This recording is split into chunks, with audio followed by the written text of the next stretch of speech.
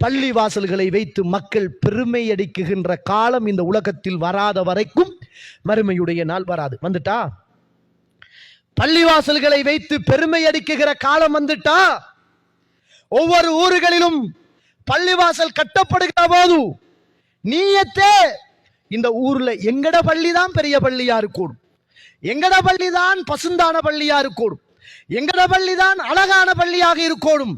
பள்ளிகள் கட்டப்பட்டிருக்கிறது, பல மாடிகள் கட்டப்பட்டிருக்கிறது, பல கோடிகள் செலவழிக்கப்பட்டிருக்கிறது.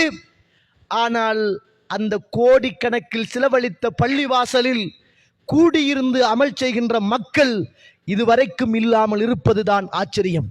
நிர்வாகம் சேர்ந்து பள்ளிவாசலை பெருமைக்காக கட்டி நாங்க தான் நீங்க தான் என்ற போட்டி போடுகிற வரைக்கும் இந்த உலகத்தில் மறுமையுடைய நாள் வராது என்ற செய்தியை ரசூலுல்லாஹி ஸல்லல்லாஹு அலைஹி வஸல்லம் அவர்கள் சொன்னாங்க. ரசூலுல்லாஹ் சொன்னாங்க, மடமை அதிகரிக்கும், அறிவுகள் உயர்த்தப்படும்.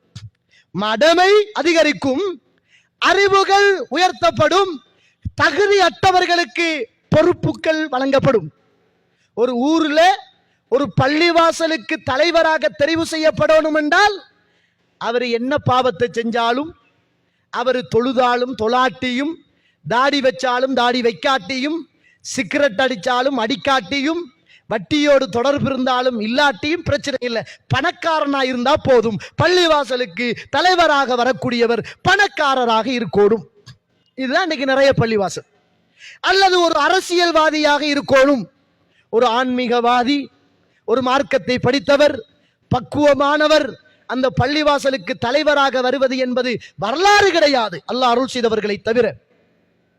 அவன் வட்டியோடு இருந்தாலும் சரி, வாகனம் வட்டியோடு இருந்தாலும் சரி, பாவத்தில் இருந்தாலும் சரி, சிகரெட் அடிச்சாலும் சரி, குடிச்சாலும் சரி, என்ன கேடு கெட்டு போனாலும் சரி, ஒரு தாடி கூட கிடையாத தலைவர்கள் இன்றைக்கு சமூகத்தில் பள்ளிவாசல்ல இல்லையா? அவங்க தானே அந்த ஊரை நிர்வாகம் செய்கிறாங்க. ஒரு பள்ளிவாசல் தானே ஒரு ஊருடைய தலைமையகம்.